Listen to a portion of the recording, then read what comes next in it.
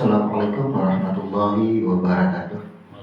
Innal hamdalillah nahmaduhu wa nasta'inuhu wa nastaghfiruh wa na'udzu billahi min shururi anfusina wa min sayyiati a'malina may yahdihillahu fala mudilla lahu wa may yudlilhu fala hadiya lahu. Asyhadu an la ilaha illallah wa la syarika lahu wa asyhadu anna Muhammadan abduhu wa rasuluh. Allahumma shalli wa sallim wa barik ala Muhammad wa ala alihi wa barik wasallam ajma'in. Jamaah rahimakumullah, alhamdulillah pada malam hari ini kita bisa duduk bersama dalam majelis ilmu kajian rutin kita tiap malam Rabu. Dan insya Allah untuk malam hari ini kita akan melanjutkan kajian kita pada bab sujud, di mana kita sudah menyelesaikan 6 rukun yang kita uraikan. Maka malam hari ini kita melanjutkan yang disebut dengan hukum fi'li, merupakan rukun yang ke-7 dari 13 rukun sholat. Adapun kajian di dalam 13 rukun yang kita bahas ini adalah kita menelaah, mengkaji daripada makna sujud yang sebenarnya. Kalau untuk hukum-hukum sujud, kaifiat sujud itu sudah kita uraikan jauh-jauh sebelumnya, dan hukum-hukumnya pun sudah kita uraikan. Di dalam amaliyahnya, maka kita dianjurkan untuk mengetahui makna di dalamnya.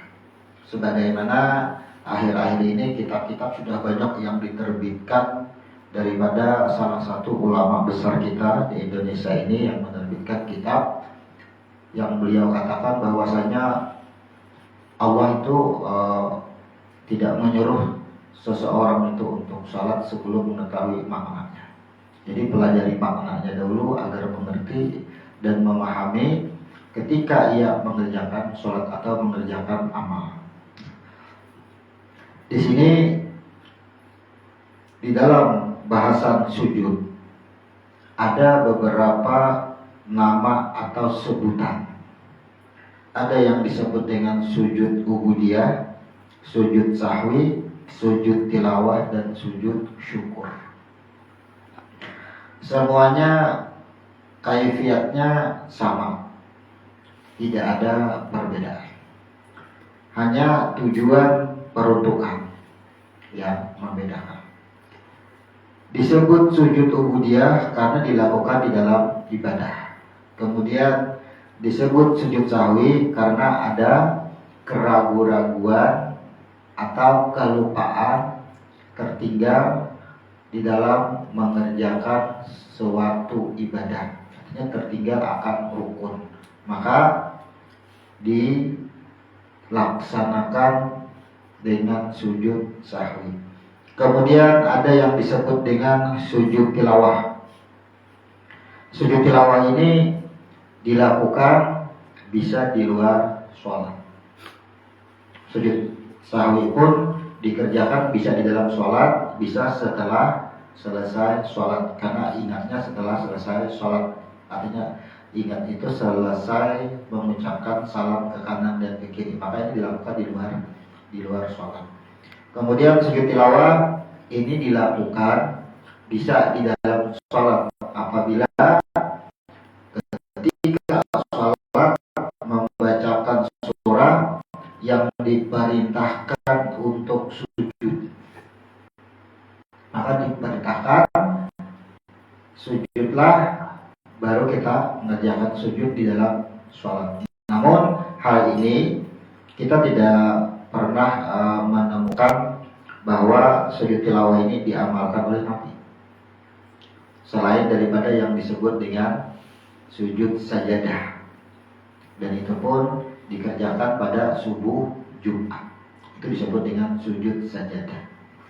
Kalau sujud tilawah, kalau dibawa di dalam sholat, ini kebanyakannya akhirnya rancu. Karena itu adalah makmum tidak semua mengetahui hukum tilawah. Makanya kita tidak menemukan apakah Nabi pernah melakukan sujud tilawah di dalam sholat, tidak pernah ditemukan. Hanya yang ditemukan adalah sujud sajadah.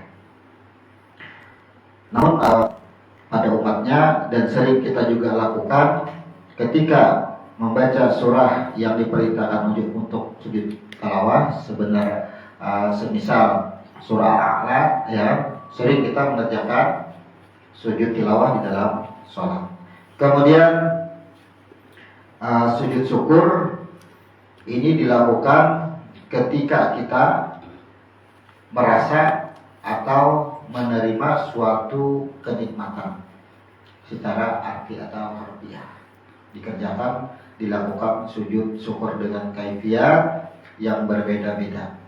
Artinya kaifiatnya mungkin seperti orang yang di lapangan bola langsung sujud, terus menerima pengumuman kemenangan kelulusan dia langsung sujud di tempat tersebut. Banyak ini sudah dilakukan orang. Namun pada pembahasan malam hari ini kita membahas sujud ubudiyah, sujud yang dilakukan di dalam sholat. Sehingga sujud ini termasuk di dalam rukun sholat, rukun yang ketujuh. Kita ulang sedikit mengenai kaifiat atau syarat duduk ubudiyah, sujud ubudiyah.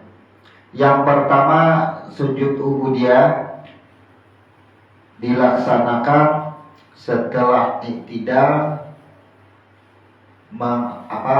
turun dengan 7 anggota. Nah, jadi kita setelah iktidal itu turun melakukan sujud dengan 7 anggota. 7 anggota ini akhirnya tersedia lagi pada mana yang lebih dahulu atau lebih awal urutannya. Ada sebagian yang lain mendahulukan telapak tangan atau tangan berdahulu turun. Ada sebagian yang lain lagi mendahulukan lutut. Nah, di sini ada perbedaan cara turun untuk melaksanakan sujud. Hal ini sudah kita bahas di kajian-kajian sebelumnya. Cuma kita hanya pengingat. 7 anggota itu apa saja? Di sini 7 anggota itu disebut dua lutut, 2 sudah. Kemudian setelah lutut 2 telapak tangan, berarti 4 sudah. Kemudian menyentuhkan dahi, hidung, dan mulut. Aslah sudah berjumlah 7 anggota. Kemudian di dalam kesempurnaan sujud, ujung jari kedua kaki menyentuh lantai waktu sujud. Artinya ketika dahi sudah tersentuh ke lantai, hidung dan mulut, maka jari-jari kaki ini tegak berdiri menyentuh lantai, tegak berdiri. Jadi kemudian agak ditekan sedikit, akhirnya agak menghadap kepada kiblat jari-jarinya. Inilah kaifiat atau persyaratan kesempurnaan di dalam pelaksanaan sujud ubudiyah atau sujud di dalam sholat. Untuk mempersingkat waktu, karena kita ini ingin mengetahui makna sujud, kita bahas dengan arti huruf atau makna hurufnya. Sujud ada tiga huruf, ya. Shin, kemudian jim, kemudian dal.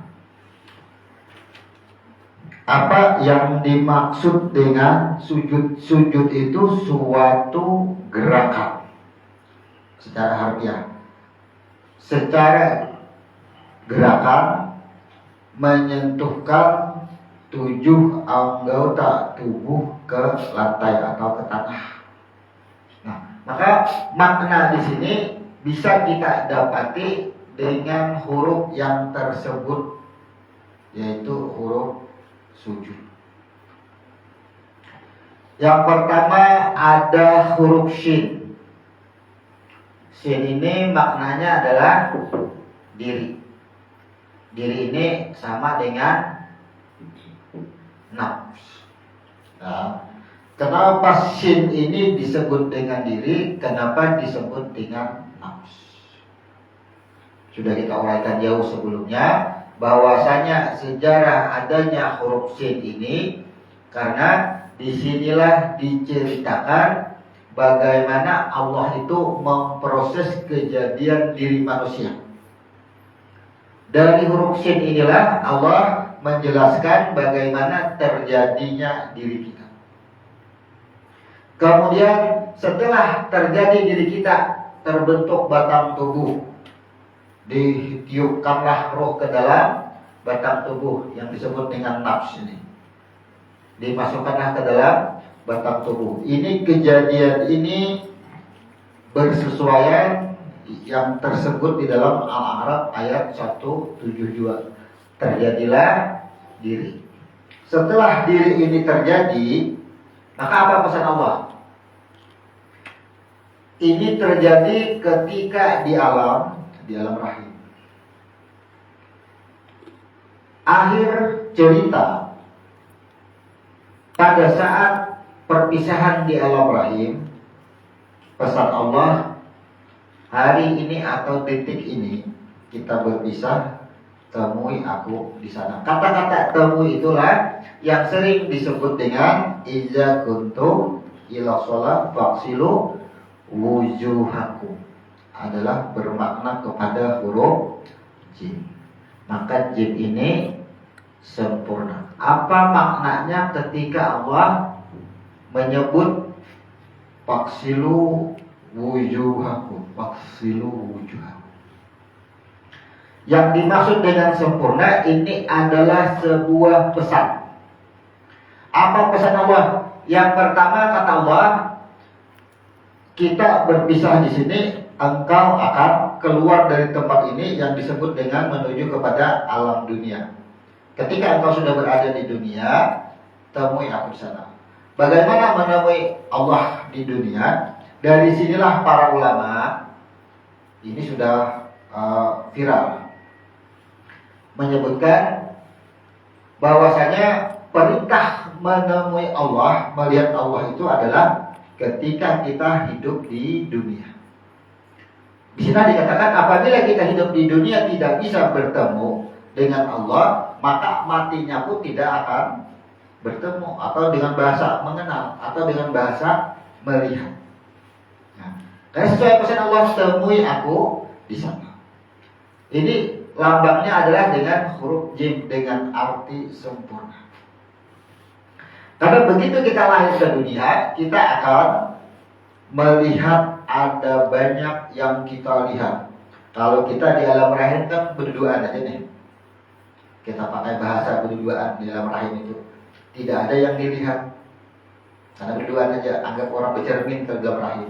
Tapi ketika sudah lahir ke dunia, ia akan banyak melihat hal yang serupa dengan dirinya. Ini sudah kita rasakan. Begitu kita lahir ke dunia, kok ada banyak bentuknya lain-lain. Nah, inilah yang dikatakan sempurna. Bahwasanya semua yang banyak itu adalah adanya aku, kata Allah. Maka yang banyak itu adalah aku. Dari aku semuanya. Dari mana? Nah, disinilah sering sudah kita mengungkapkannya bahwasanya walillahil masyriq wal maghrib. Ya, fa aina tuwalu fasyama wajhuhu.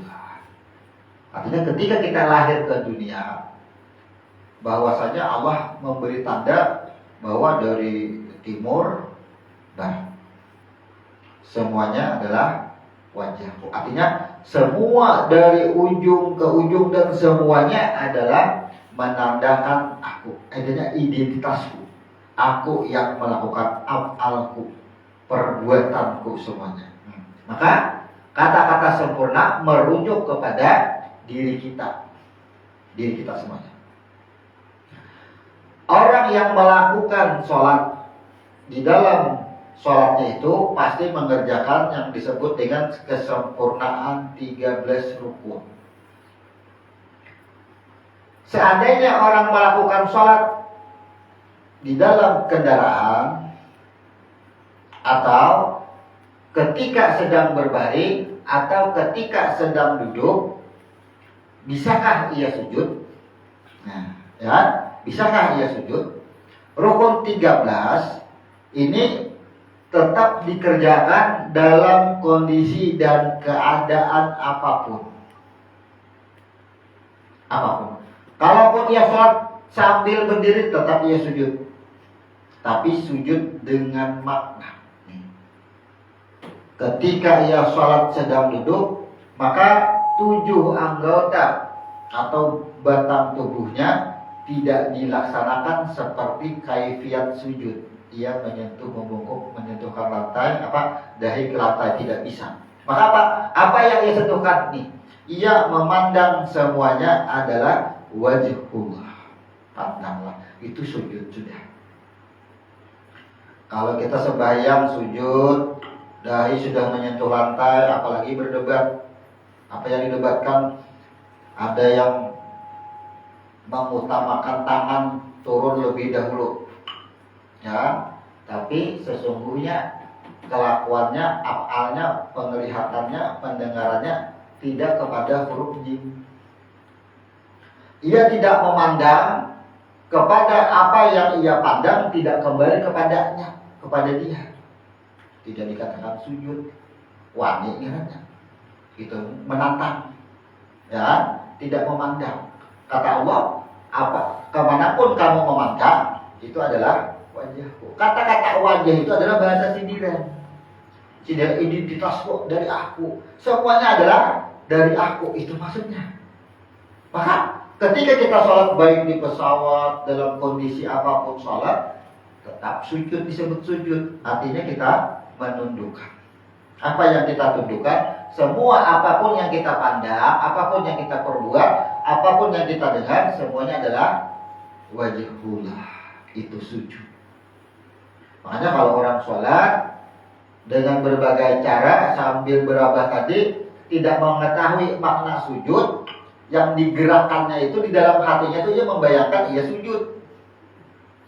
Nih, ya. Kenapa? Karena secara hukum guru-guru itu pasti mengajarkan kalau tidak bisa berdiri, sholatlah sambil duduk. Kalau tidak bisa sambil duduk, sholatlah sambil berbaring. Kalau tidak bisa dengan banyak hal yang tidak bisa dilakukan, lakukanlah sebisanya. Akhirnya apa? Kalau waktu sujud kita ada bisa sujud, bagaimana? Rasakan, bayangkan kita sedang melakukan sujud. Kan diperintahkan itu dahulu kita. Makanya apa? Akhirnya di dalam sholat kita menghayal batang tubuh kita menggerakkan, membungkukkan, menyentuhkan dahi, hidung dan mulut ke tanah. Akhirnya di dalam itu hayalan muncul. Maka kita kaji benar-benar apa sujud. Patokannya adalah kepada huruf jim. Apapun ketika kita melakukan sujud, pandanglah apa yang di bawah. Ini adalah asal batang tubuh kita. Kalau ini asal batang tubuh kita, lenyaplah kita ke dalam asal kita, maka di setelah ketiadaan kita di situ sudah. Makanya kan kalau orang sujud itu, ini disebut dengan nih 3 huruf ini disebut dengan mim, ha, mim, dal. Ini sempurna. 4 hurufnya ini sudah orang sujud itu. Mim, ha, mim, dal. Ini waktu sujud. Pandang ya orang sujud itu. Nih kepalanya, berarti tangannya. Kemudian lihati pinggulnya. Mim lagi, berarti bentuk kakinya. Huruf dal. Mim ha, mim dal. Kesempurnaan orang sujud sesuai dengan persaksian kita. Asyhadu alla ilaha illallah wa asyhadu anna Muhammad, dan sesungguhnya aku adalah wujud atau batang tubuhku ini nih. Asalnya dari mana? Tahulah. Maka seorang sujud itu tidak ada lagi pandangan, tidak ada lagi pendengaran, tidak ada lagi apa selain dia, atau kembalilah seutuhnya kepada itu orang sujud.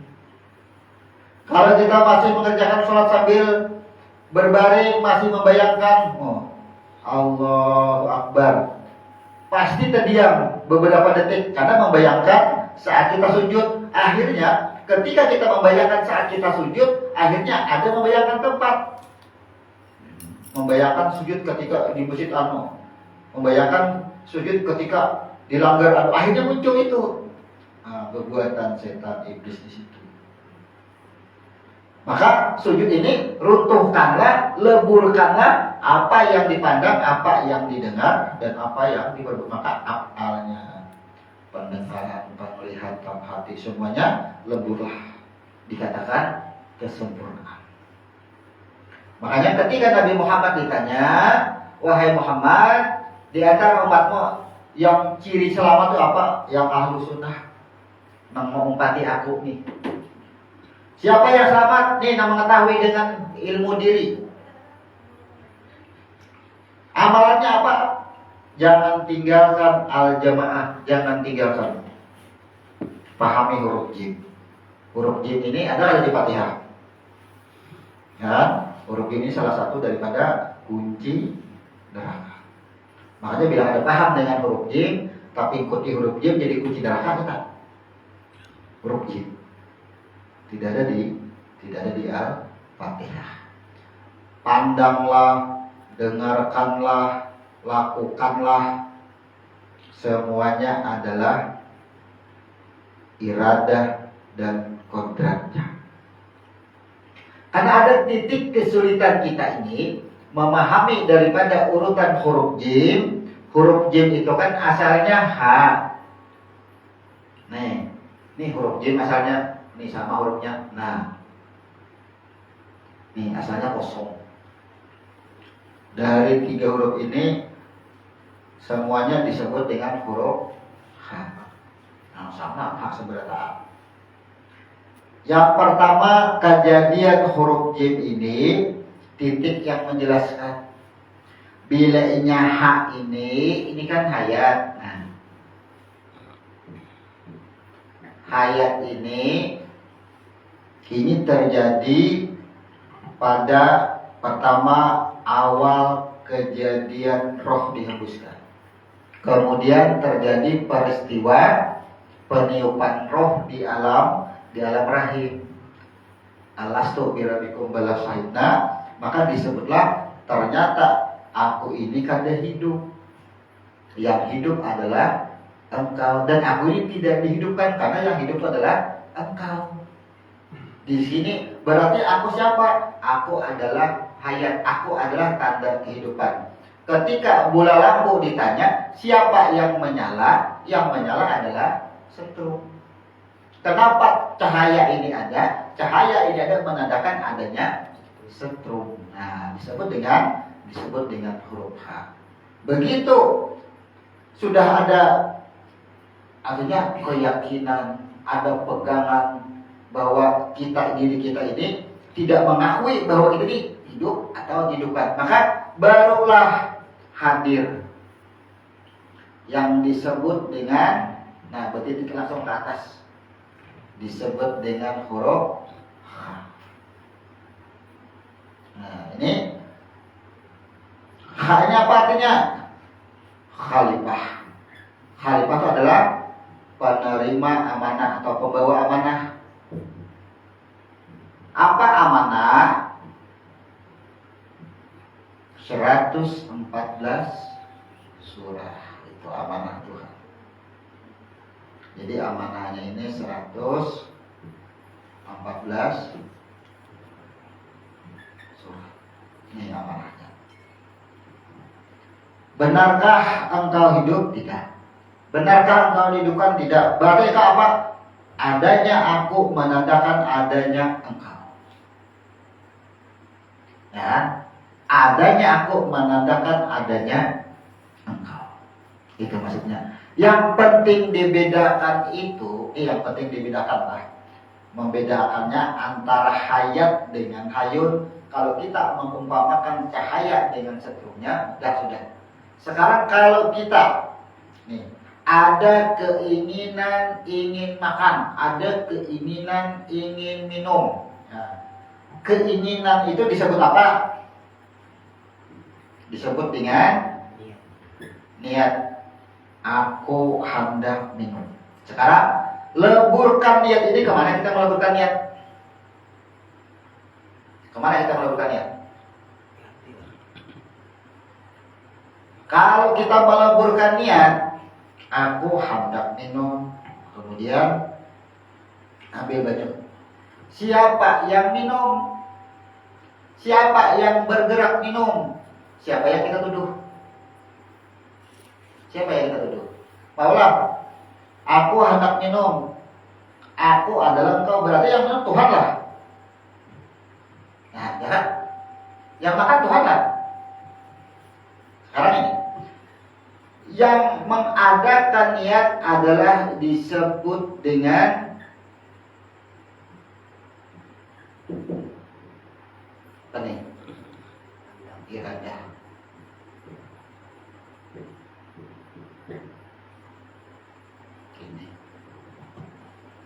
Siapa niat, adanya niat karena adanya iradah.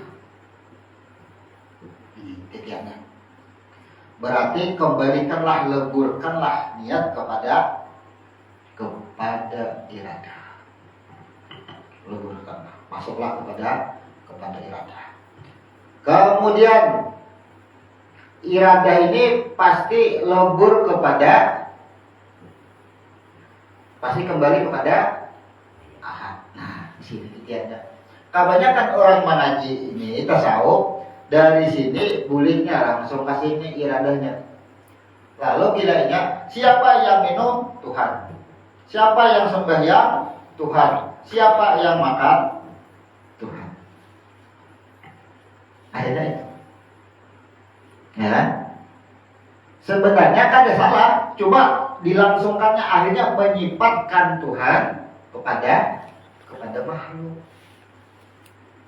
Disinilah akhirnya tamat kada bersembahyang. Namun kayak itu samuan Tuhan, makan, minum, sembahyang, kada sembahyang Tuhan, kada sembahyang Tuhan, makan Tuhan, kada makan Tuhan, minum Tuhan, kada minum Tuhan. Jadi sabuku karena dia semuanya. Memang ada salah, semuanya adalah dia. Tapi prosesnya di sini ada iradah dulu. Kada mau karena ini sifatnya makhluk sudah. Nah, di sini sifatnya makhluk. Di sini sifatnya zat. Sekarang makhluk ini kan wujud. Nah, makhluk ini wujud. Kalau hendak mencari wujud Tuhan kada kau dicari wujud Tuhan, karena Tuhan sebutannya zat. Yang wujud ini kan yang di sini. Kita ini yang wujud. Wujud itu menandakan adanya Tuhan. Wujud tanda adanya zat. Kalau wujudnya dihilangkan, kada akan ketemu lagi karena zat sudah kada bisa. Maka ketika kita hendak makan, siapa yang hendak makan? Iradahnya. Ketika hendak minum, siapa yang hendak minum? Iradahnya. Bertahan sampai di sini. Kenapa? Karena iradahnya ini, keinginannya ini di sini adalah terhalang dengan roh atau disebut dengan nur. Nah, disebut dengan nur. Bisa dengan Nur Muhammad, bisa disebut dengan Nurullah. Jadi adanya niat karena roh jadi batang tubuh, roh jadi nyawa, hantarlah dulu. Maka apa? Ketika kita ada niat adalah iradahnya. Kemudian ada gerakan mengangkat cangkir atau mengangkat gelas, ke mana kembalinya? Disinilah yang disebut dengan kodrat, lagi kembali kepada kodrat. Di sini ada niat, kemudian ada af'al. Nah, kita tulis di sini ada af'al. Af'al. Af'al kembali kepada kodrat. Kembalikan semua inilah napas naik turun. Ketika kita napas turun ada di sini. Anak minum. Ketika napas naik, siapa anak-anak minum? Iradahnya. Ketika kita mengambil tangan, pas posisi napas turun, ada gerakan. Ketika napas naik, kembalilah kepada kodrat ini yang kita lakukan setiap detik. Berada pada wujud, naik. Berada pada wujud tersebut. Memulihkannya. Kenapa? Yang wujud ini yang diperintahkan untuk dihantarkan kepada zat. Jadi yang wujud inilah dihantarkan kepada zat. Dihantar, harus dihantar. Hantaran wujud kepada zat inilah yang disebut dengan aslama atau disebut dengan Islam, berserah diri. Nah, bila ini sudah bisa kita pahami, inilah yang disebut dengan huruf jim. Bertitik, naik pulang ke sini. Nah, hanya bertitik kepada huruf jim. Kenapa? Niat kembali kepada iradahnya, ada gerakan, ada kelakuan disebut dengan af'al. Kembalilah kepada kodratnya. Karena awal-awal diri kita ini berasal daripada iradah dan kodrat. Maka penghantar atau tempat kita menghantar itu adalah sampai kepada iradah dan kodratnya. Jadi iradah nih tulisan iradah. Nah, kodrat,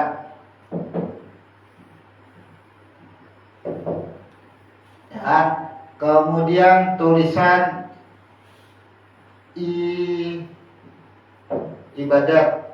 Nah, ya, kemudian tulisan tahajud, ya, ya, tahajud.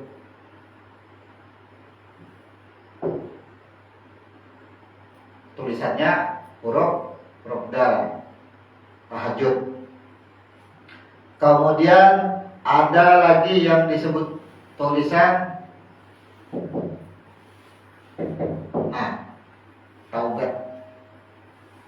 Tak marbutah seberataan. Asalnya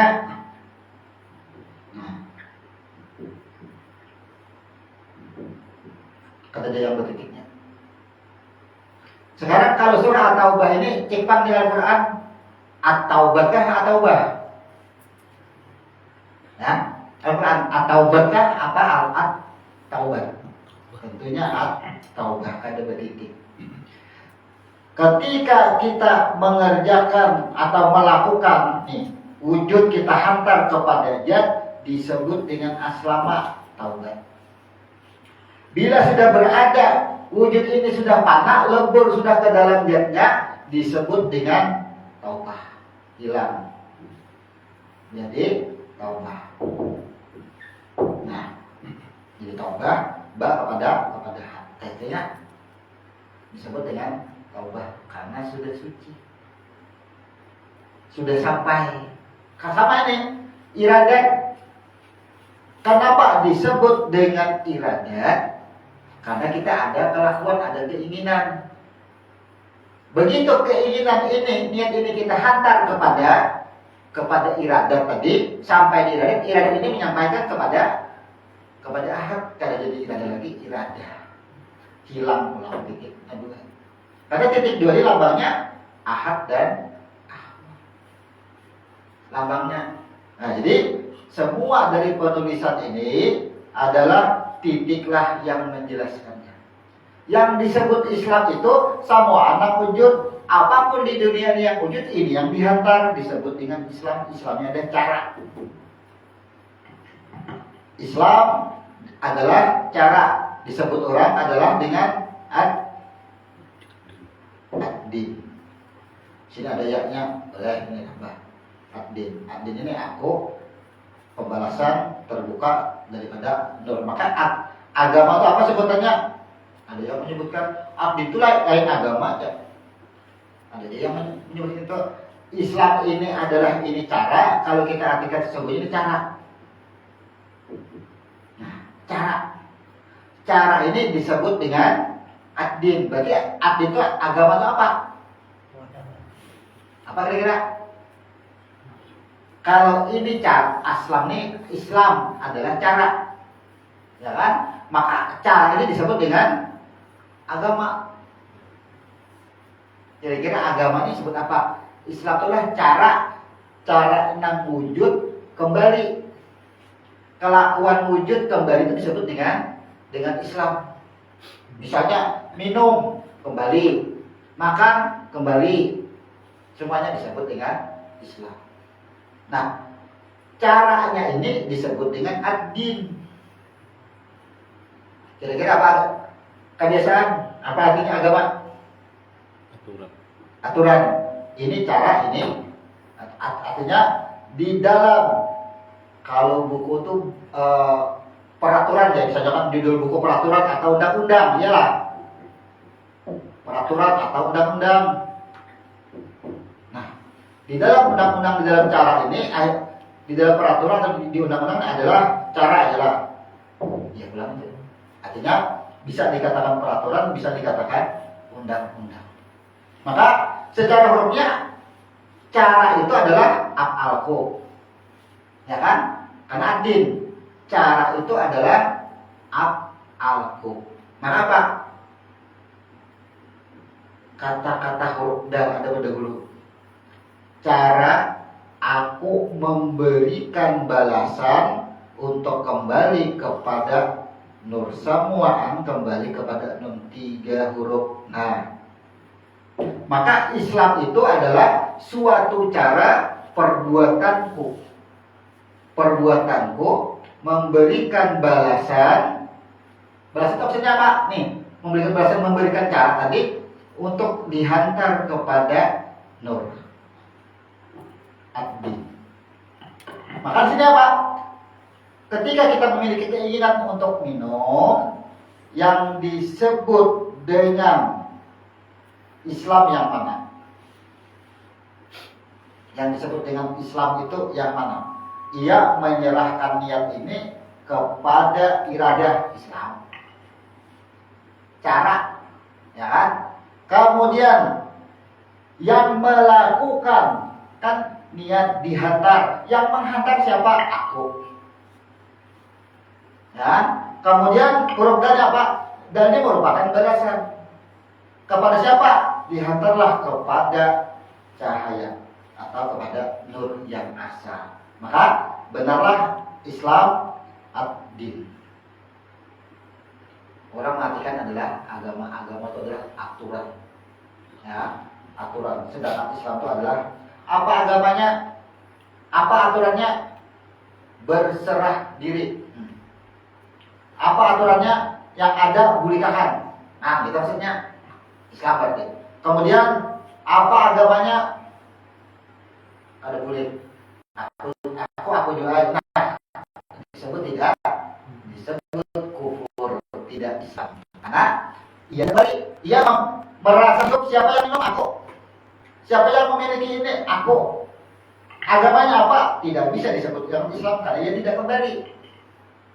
Tidak disebut dengan Islam. Disinilah orang yang melakukan sujud sembahyang, pastikan diri kita Islam. Pastikan diri kita Islam. Apabila kita sujud tidak mengembalikan apa yang kita kembalikan, nih, rukun. Yang kita kembalikan adalah apapun yang kita pandang, kehendak kita, penglihatan, pendengaran, kita pandang semua, kembalikan semuanya. Serahkan. Makanya orang sujud itu menyerahkan seutuhnya. Yang diserahkan batang tubuh dan nyawa semuanya. Bersih, habislah semuanya. Ketika ini sudah diserahkan, siap-siaplah Allah pemberi balasan. Malik yaumiddin. Kalau orang sembahyang, ia melakukan sujud, tapi kada tahu makna sujudnya. Kira-kira dalanya ini hasilnya kemana? Nih, dalanya antara dua balasannya. Yang pertama bisa dengan, yang kedua bisa dengan. Nih, balasannya dua aja kan baca ada. Nar dan nur, kembali dihantarkan balasan ini. Dan ini adalah cara Tuhan menunjukkan tempat balasan kita, hasil akhir kita. Ini andakannya ketika kita masih merasa hidup atau dihidupkan, maka apa? Agama ad-din tadi, huruf dalnya itu perannya ini kan sampai tetapkan non juga sama aja non, ya kan?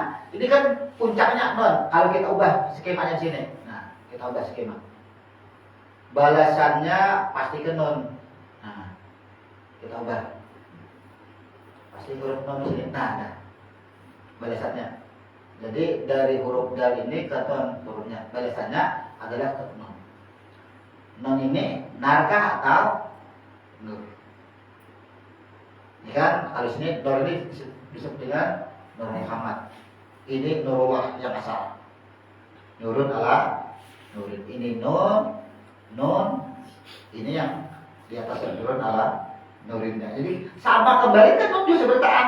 Tapi di sini kenal dahulu balasan bagi orang yang ia mengerjakan sujud, menyentuhkan 7 anggota dikembalikan, tapi ia tidak tahu makna sujud.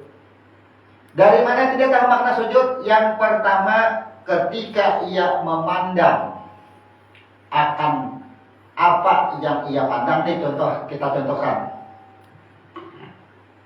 Kalau kita minum teh, teh itu kan diberi gula, diaduk gulanya, sehingga teh itu rasanya manis.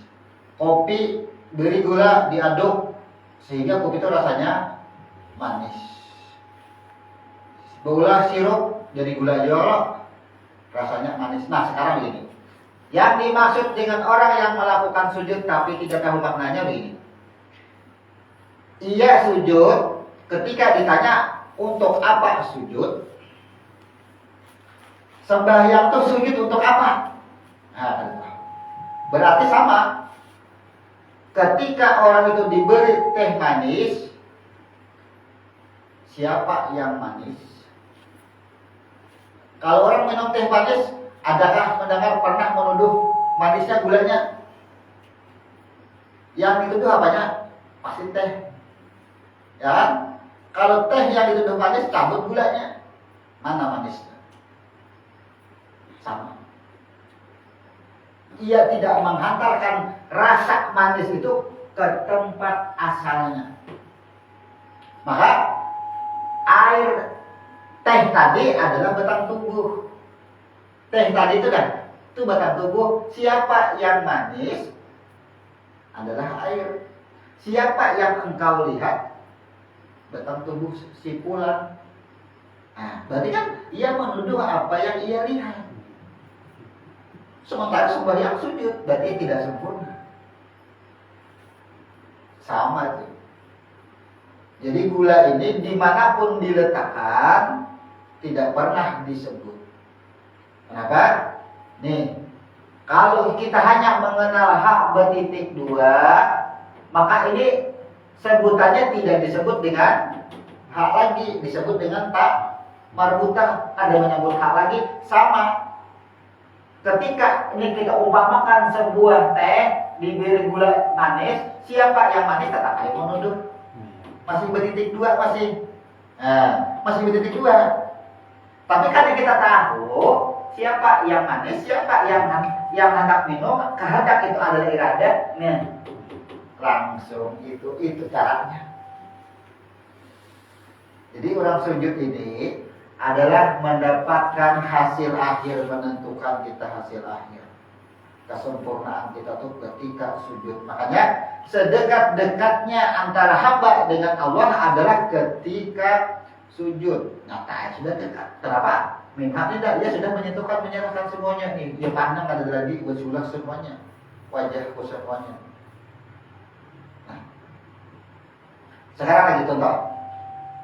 Kalau tadi kita umpamakan minuman, ya, kita umpamakan minuman, kopi pun dikatakan siapa yang manis, manis benar kopinya. Satrup, manis benar satrupnya, sirupnya manis benar. Sehingga muncul kalimat lain. Pernah ada mendengar hambar satrup? Maulah satrup hambar. Kenapa orang tua mengatakan hambar satrup? Karena nang manis itu memang lain satrup. Nang manis tetap pakai gula. Ya, kata-kata hambar satrup itu mengatakan orang tua panah itu berarti sudah. Kenapa? Karena nang manis itu bukan satu, adalah gula yang manis. Artinya siapa yang engkau pandang, yang engkau lihat nih? Tembus sudah kepada, kembali kepada iradah dan kodrat. Dari yang mana? Kalau kepada iradah nih, inna ma'amrohu iza arrada ayyakula lahu kun fayakun, buliklah itu semua. Adanya kodrat pun karena adanya iradah dahulu. Jadi ahad meniupkan, ada keinginan disebut dengan iradah. Dari iradah ini ada kodrat, adalah gerakan. Maka siapa yang hendak minum, iradahnya. Siapa yang mengangkat tangkir, menangguk, adalah kodratnya. Mana? Batang tubuh lagi adalah batang tubuh kita. Karena batang tubuh kita ini lihat ya. Nih, batang tubuh kita ini disebut lihat lingkungan. Kita lah niat, namun disebut niat. Nah, ada mau lagi kita sirik. Salawasan kita ada mau lagi sirik. Dalam kehidupan keseharian 24 jam dan seterusnya ada mau sirik. Kenapa? Karena kita kadang memandang lagi apa yang kita pandang. Maksudnya kita ada pandangan, kita tidak tertahan apa yang kita pandang. Apa yang kita dengar ada tertahan. Ketika kita memandang teh ini manis, kita kadang menuduh teh lagi yang manis. Tetap adalah gula. Itu maksudnya. Jadi ketika kita melihat siapapun, kita kadang menuduh lagi si A lagi, si B, si C ada lagi. Semuanya adalah ya, berasal daripada nur, dari rohnya kembali ke itu. Inilah kesempurnaan sujud. Kalau kita masih merasa satu, akulah yang dipandang. Kalau begitu, kalau kita pakai analogi mobil atau kendaraan, nah, kalau kita naik mobil atau naik kendaraan, sekarang pertanyaannya, mobilkah yang membawa kita? Kitakah yang membawa mobil? Siapa yang? Kalau Ujang naik kendaraan, Ujangkah yang membawa kendaraan atau kendaraan yang membawa Ujang? Kendaraan. Hah? Kendaraan membawa kita. Kalau kendaraan yang membawa Ujang, sekarang Ujangnya turun. Mampu adanya kendaraan berjalan seorang. Ya, sekarang kalau Ujang yang membawa kendaraan, Ujangnya turun. Angkat kendaraannya saham. Mampu ada? Sejauh mana kau mampu membawa? Bisa lah. Ada. Disinilah. Ketika kita memandang apa yang kita pandang, ketika kita melihat Ujang, Ujang membawa kendaraannya ke sini, kan menuduh Ujang membawa kendaraan. Cek sahabat taat, pasti itu. Membawa apa ini ke sini? Bawa kendaraan. Hebat. Ya. Kalau kendaraan itu kalau ada mesinnya, kaulah dibawa. Sama. Bedakan antara nur dengan yang disebut dengan wujud. Mana batang tubuh, mana nyawa, mana roh. Bedakan. Kalau kendaraan atau mobil itu, roh itu sama dengan mesinnya. Kalau kan ada mesin, tidak akan bisa hidup. Lalu kita apa? Kita itu adalah hati. Manusia itu kalau naik mobil naik kendaraan itu adalah hatinya. ujar hati, aku hendak ke Banjar. Sampai ke Banjar. Hatilah yang mengarahkan. Kita tuh mengarahkan aja. Buktinya di mana? Tangan kita mengikuti setirnya. Mengikuti setannya. Berarti tugasnya apa? Mengarahkan. Jadi tugas kita itu adalah, maka sehingga tidak ada yang dibawa dan tidak ada yang membawa. Orang bingung lah kendaraan itu siapa membawa kendaraan dan siapa yang dibawa kendaraan, bingung. Rohnya dulu pinantui, carilah roh pada sesuatu. Sehingga apa? Kita kadang menuduh ujang lagi yang membawa dan kadang menuduh kendaraan lagi yang membawa. Kenapa? Sekarang manusia itu ini batang tubuh. Ya, ketika batang tubuh dihembuskan roh ini kan Ka'bahnya di dalam batang tubuh itu adalah hati, masuk ke dalam hati, yang menyebar. Masuk ke tangan, perintah hati, ambil gelas.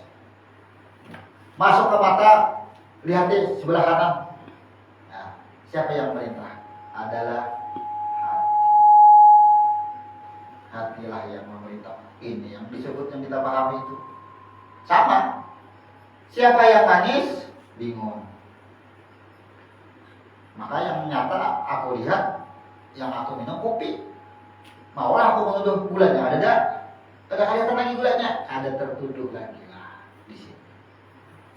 Jadi kita sampai yang 13 rukun ini, salah satunya malam hari ini adalah sujud, menyempurnakan sujudnya itu. Seperti apa yang kita sempurnakan sujudnya? Sujud itu adalah praktik di dalam sholat, praktik di luar sholatnya tetap harus sujud. Kenapa?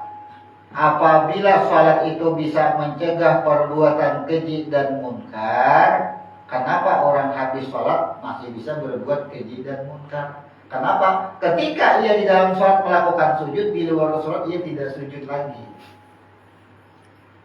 Makanya sujud itu adalah memandang apapun, mendengar apapun, afal apapun adalah kembali kepada kudrat dan iradah, sehingga sampailah bertemulah kepada siah, kepada yang asal. Ini disebut dengan itu orangnya sujud. Sehingga ketika kita melihat pertemuan dan apapun, kembali semuanya ada menunggu. Melihat orang mabuk, si fulan mabuk, ya yang kita lihat si fulan yang mabuk. Karena yang ada itu kita lihat banyak teh. Tentunya teh yang tertuduh dahulu. Apalah tadada baru, masuklah ke dalam. Nah inilah yang disebut dengan makna sujud secara ilmu huruf. Itu sebenar-benarnya sujud. Jadi cukup ringkas karena hanya dengan 3 huruf. Kita tidak mengulang lagi membacakan huruf sin karena sudah ada di penjelasan sebelumnya panjang banget. Huruf sin kita 2 jam gitu dulu teman. Hanya menjelaskan dengan huruf sin karena huruf sin ada 4 huruf. Huruf yang tersirat di dalam huruf sin ada 4 huruf. Di dalam huruf jim ada 3 huruf jadinya, ha dan kha, baru adanya jim. 3 huruf lah jadinya. Jadi ini bahasa. Di dalam huruf dal sudah kita bahas juga kemarin. Ada lam dan mim. Ada 3 huruf jadinya. Dal ini huruf yang berjumlah 3. Sedangkan jim 3 juga. Shin 4 huruf. Nah, ini sudah kita bahas. Cuma malam hari ini kita hanya menguraikan makna sujud yang sebenarnya. Nah, itu yang bisa kita uraikan tentang makna sujud yang sebenarnya sesuai dengan ilmu huruf. Jadi, kalau kita sembahyang melakukan sujud dengan makna bahwasanya apapun yang kita pandang berujung kepada kalimat wajihullah, dalam arti semuanya dari aku, ya kan, identitasku, atas namaku, sifatku. Nah, maka tidak adalah perbuatan keji dan munkar lagi, harus sesuai dengan perintahnya. Ini sholat zikri. Kemudian sudah ingat, Tuhan yang ingat, kemudian ada yang lanjutan, tinggal apa? Anil paksa iwal munkar, mencegah perbuatan keji dan munkar. Jadi sembahyang kemudian sesudahnya tidak memahami dari 13 rukun, inilah yang disebut dengan orang ini sembahyang tapi kadang mengerti dengan maknanya, sehingga amaliyahnya tidak bisa dikerjakan di luar sembahyang atau di luar sholat. Kemudian kita singgung sedikit untuk bacaan sujud. Nah, untuk bacaan sujud, karena ada beberapa hadis yang menerangkan, maka secara ilmu fikih, ya kan, atau sikap hukum, mana yang lebih pantas. Bukan mengatakan yang lain kada pantas, itu bagus semuanya, wajib. Dan sahih aja, dalilnya apa aja, subhana rabbil a'la, subhana rabbil azim, silahkan. Kemudian bacaan sujud ini tergantung judul sholatnya. Kalau sholatnya misal tahajud, apakah masih membaca subhana rabbil a'la atau subhana rabbil azim, rukuk dan sujud? Ya, pasti beda dari situ.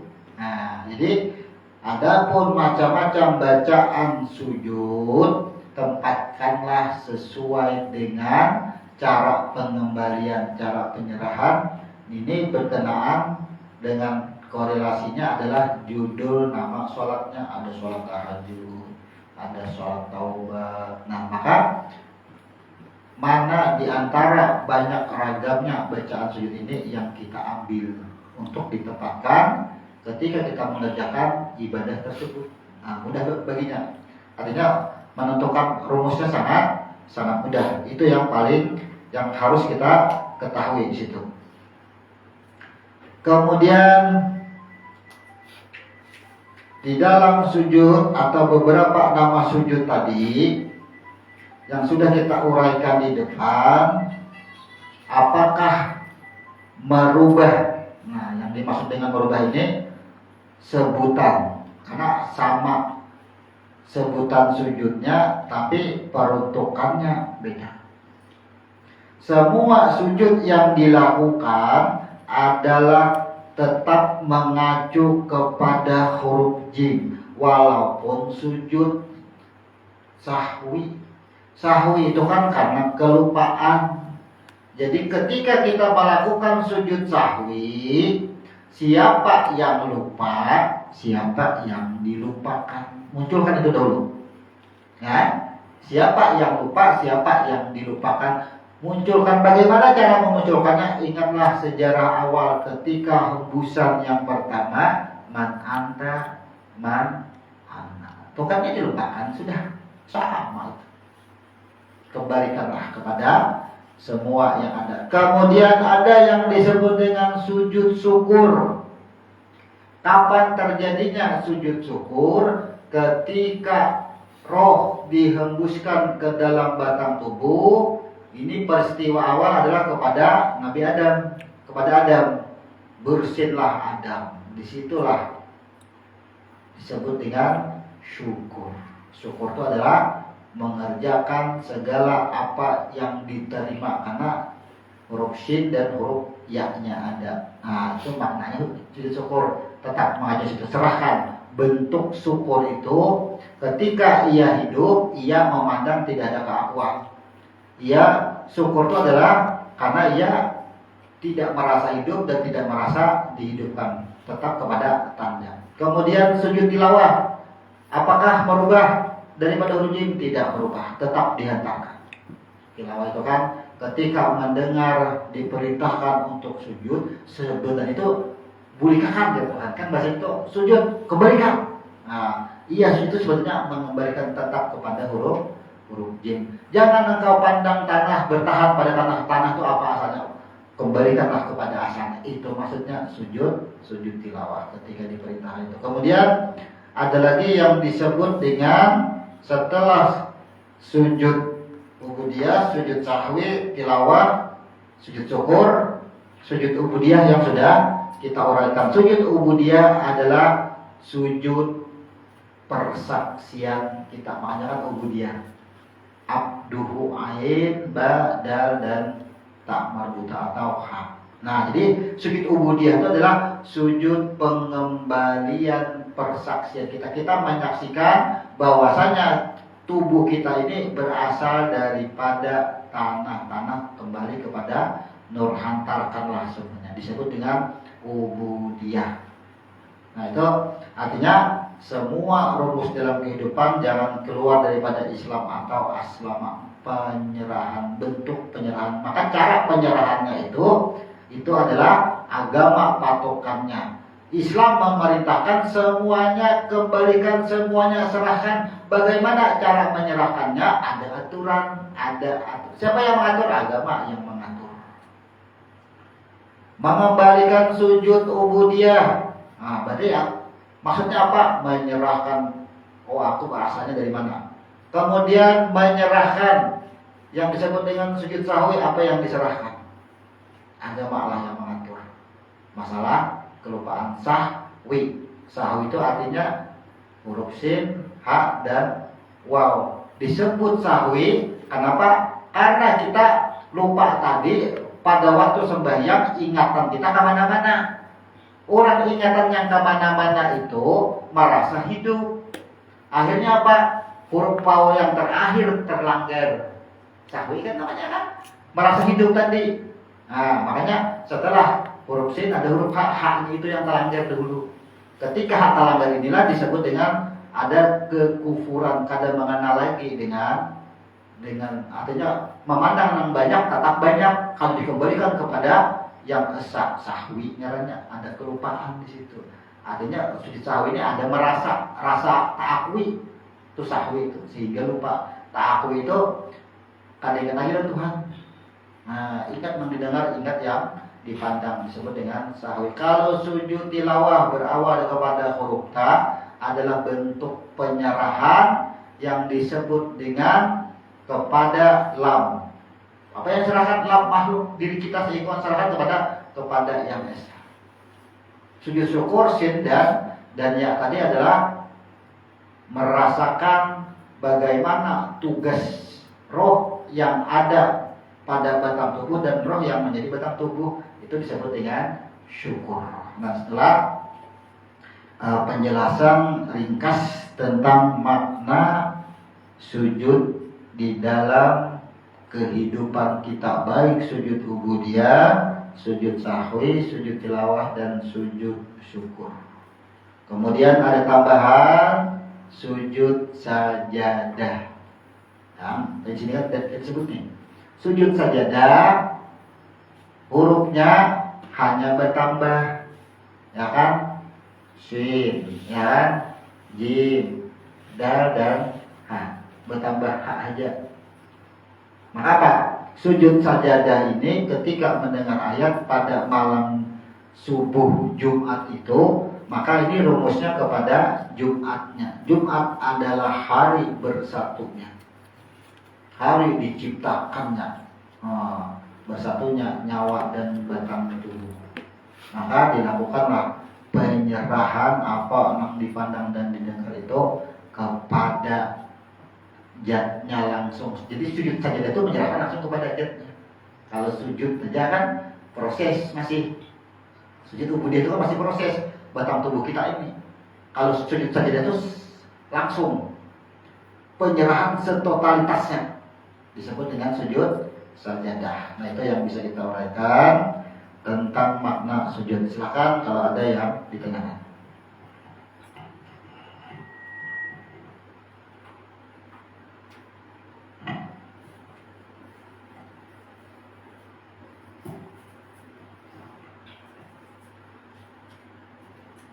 Kalau yang pertama di depan roh itu kan mengantar aku adalah engkau, itu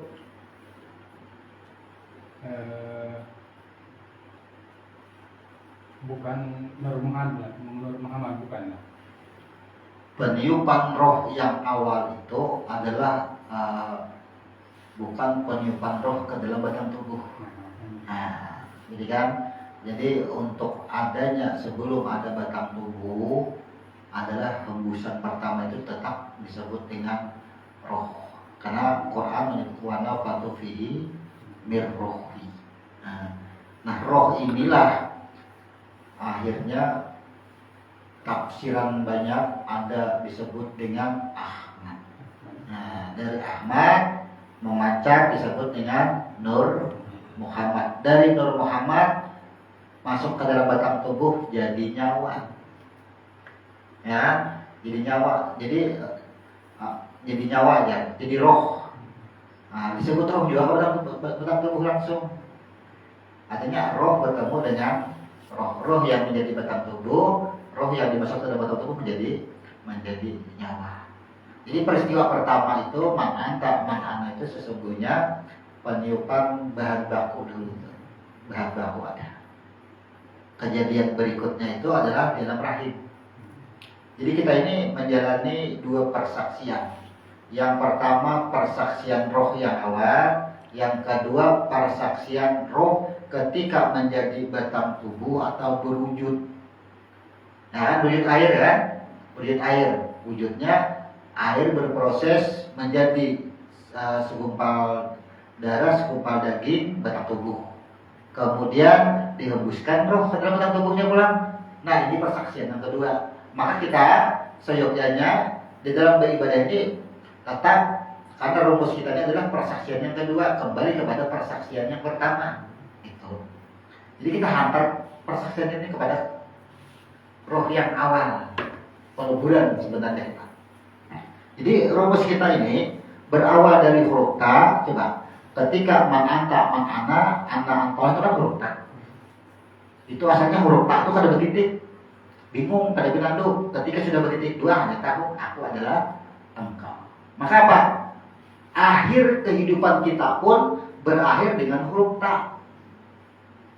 Di mana buktinya kehidupan kita berakhir dengan huruf ta? Wahai Muhammad, apabila umatmu yang sepanjang hidupnya berbuat zalim, kada pernah berbuat baik, tapi akhir hidupnya ia bertaubat, Allah ampuni akan dia. Taubat itu adalah huruf ta juga. Jadi akhir hidup kita ini adalah kembali kepada huruf ta. Ana antallah, surga baginya. Nah, jadi asalnya kita ini taubat, pengakuan, kemudian akhir hidup pun harus kepada pengakuan. Jangan kepada sin, bilanya kepada sin, kembali kepada batang tubuh, kepada ta. Untuk bisa kembali kepada ta, harus mengenal huruf sin dahulu, meluburkan huruf sin, hanya naik kepada huruf ta. Jadi titiannya itu dari huruf sin, dileburkan semuanya, ha kepada jim, lebur semuanya, melebur huruf sampai kepada huruf ta. Akhir hidup kita di situ. Kenapa? Bila kita berada pada huruf ta, disinilah rahmat Tuhan beserta kita. Aku besar, rahmatku beserta kamu, kan itu maksudnya. Ampunan. Makanya di sirah Nabi banyak dijelaskan orang yang membunuh 100 nyawa pun yang masuk surga karena bertaubat. Nah, itu kan sesuai janji. Ketika Jibril menyampaikan dengan Nabi Muhammad, itu disampaikan semuanya di situ. Jadi peniupan pertama adalah bahan baku dulu yang disebut dengan roh, atau ada juga yang menyebut dengan nur, atau disebut dengan sebutan Ahmad. Itu peniupan yang pertama disebut dengan Ahmad. Semua orang itu sudah secara ulama banyak mengatakan peniupan pertama itu disebut dengan Ahmad. Ahmad itu peta awal. Jakal itu alamat awalnya adalah Ahmad. Dari Ahmad ini memancar jadi nurnya Muhammad. Maka nur mim ha mim dal ini harus bulik dengan cara Ahmad. Ketika ia berdiri betul alif. Ya. Ketika ia rukuk, ha. Ya. Ketika ia sujud, mim. Ketika ia duduk antara dua sujud, dal. Jadi yang melakukan siapa? Mim ha mim dal itu melakukan kembali kepada berdiri betul, rukuk, sujud dan duduk antara dua sujud, sempurnalah, kembalilah. mim ha mim dal ini boleh kepada Ahmad, maka Ahmad itu peta cara. Jadi mim ha mim dal harus lebur kepada Ahmad. Bila sudah bisa lebur kepada Ahmad, otomatis Ahmad lebur kepada Ahad. Kenapa? Karena yang ketiga itu mimnya, mim itu ada jiwa, kan ada lagi jiwa di situ sudah. Ahad aja lagi ada sebutan lagi. Nah, di situ. Ada lagi yang lain? Hanya batang tubuh itu, adanya batang tubuh itu setelah nur apa atau kayak apa itu? Atau sebelum nur, Pak? Jadi ini, titian pertama roh yang disebut Ahmad itu dihembuskan, ya kan? Setelah yang bernama Ahmad atau Nur dihembuskan itu, Nur itu diproses. Sebelum jadi batang tubuh, Nur itu kan diproses jadi alam dulu, alam semesta, jadi bumi. Nah, artinya fil ardi, jadi itu kan langit dan bumi. Jadi disebut dicipta bumi, dari bumi itulah jadi batang tubuh kita. Berarti batang tubuh kita ini, disinilah yang kita sebut tadi, kita kadang mau menuduh tubuh kita ini daripada nur. Semua orang menuduh tubuh kita ini daripada tanah. Karena memang ada ayatnya kan, minna khalaqnakum. Nah, yang asalnya dari tanah kembali kepada tanah, dibantah oleh Quran itu dahulu. Akhirnya kadang menggunakan apalah tada baru ini, kadang mencari lagi tanah itu dari mana. Sama, siapa yang manis, dia menuduh teh yang manis. Siapa yang hidup menuduh makhluk. Ya kan? Siapa daging itu menuduh tanah. Sama itu. Padahal daripada nur. Nah, itu terdinding kita di situ. Tapi kalau secara urutan kan salah ya. Secara urutan benar. Iya. Artinya memang disitulah cara bertauhid itu, ada yang dengan cara tujib. Nah kan dengan cara tujib, hendak mengenal diri, bagaimana caranya? Ia kenali batang tubuh dahulu. Dari mana batang tubuhku? Akhirnya apa? Tujibul badan. Siapa bakal lakukan? Siapa anak buruk akhir? Ada lain sih, lain kuliah saya ada menuduh lagi. Menuduhlah kepada hati. Siapa yang manis? Kada lagi yang menuduh teh. Ya, langsunglah ia si manis tadi. Bila sudah bertambah si manis, ya hantarlah kepada gula sama. Jadi tujibul badan sio kalori. Itu dia kata tujuh. Kemudian ada dengan cara tahalil dan tajalli. Ada juga pulang siapa diriku, wah batang tubuh hilangkan, kosongkan semua isinya, hatinya buang semua. Oh dia tajalli, oh dia adanya aku penampakan. Jadi aku ini penampakannya aja tajalli. Jadi cara itu semuanya dengan cara sifat 20 masuk aja. Qadirun, muridun, hayyun, ya kan? Mutakalim. Nah, itu kan menunjukkan bahwa jangan sampai terdinding dengan urutan ini. Urutannya disebut dengan apa? Birokrasi. Birokrasi tertahan. Siapa namanya mencairkan dana? Ujar saikung sikda. Ada ujar saikung bendahara. Ujar saikung ada bagian kabaknya. Karena berurusan dengan kabak. Nah, akhirnya apa? Amun tanda tangan yang di atas bisa lah, kan itu pusat juga aja. Nah, kita jangan tertipu dengan birokrasi kita. Tapi apa? Tetap menjalani birokrasi kita secara bagus. Betul-betul ruku, sujud, kita jalani semua sampai di akhir hanya kita bertemuan. Itulah. Jadi kada ada istilah tamat itu kada ada. Kalau orang mengaji tasawuf, nih banyak kan ada yang viral nih sekarang nih, menyentuh Ka'bah pun haram, kafir, ya kan? Ada itu. Jadi Ka'bah yang wujud itu di dalam diri kita aja. Artinya kada salah kan, memang di dalam diri kita memang Ka'bah. Ada Ka'bah, yaitu hati kita sebenarnya. Nah, tapi kalau mengatakan secara jahil, secara syariat menyentuh Ka'bah itu dikatakan kafir, siapa pertama menyentuh Ka'bah? Ibrahim. Lanjut kepada Nabi Muhammad, peletakan batu. Menuduh Nabi Muhammad secara syariat, lakukan aja syariatnya itu, tapi jangan bertahan pada syariat. Naikkan aja lah ke atas. Itu maksudnya. Kita ini tetap lakukan. Kalau ini mengaji ketuhanan, meninggal syariat, jindik mereka. Tapi kalau ini menggawi syariat aja, tauhid sudah digawi kufur, ingkar. Itu maksudnya. Nah jadi itu. Itulah urutan-urutan bahwasanya kita jangan sampai tertipu oleh birokrasi yang sudah tampak bagi kita. Tapi kita tidak melupakan birokrasi itu, hanya meleburkan birokrasi itu untuk menyampaikan kepada asalnya, kepada titian sebenar-benarnya yang kita tuju. Nah itu. Masih ada? Kalau sudah tidak ada, kita tutup. Subhanallah wa bihamdika asyhadu an la ilaha illa anta astaghfiruka wa atubu ilaik. Wassalamualaikum warahmatullahi wabarakatuh. Waalaikumsalam.